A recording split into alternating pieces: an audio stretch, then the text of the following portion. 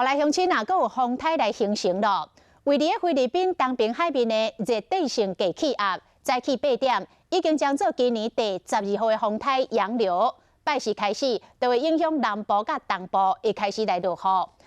9月初一就要进入秋天咯。气象局的预估，今年秋天9月到11月，雨量是正常偏少，气温偏较烧热，可能有8、9个风台会来形成，其中有1个至2个会冲来台湾。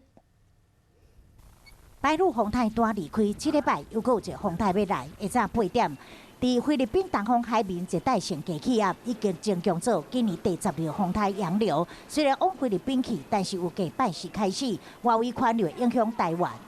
但是星期五、星期六这2天，预估整个东半部地区和南部地区都会有整天断断续续下短暂阵雨或雷雨的机会，其他各地会有午后阵雨。也预估星期五到星期六2天中午以后所下的雨会有较大的雨势出现。洋流风台拜5、拜6上晚近台湾东半部甲南部低渐雨，其他地区是以午后雷雨为主。刷来9月初的秋天啊，气象局预估今年的秋季水汽偏少，气温较温暖。西北太平洋的海温呢，一直维持比较偏高的一个情形，那这会有利于台湾的秋季呢维持一个比较偏暖的趋势。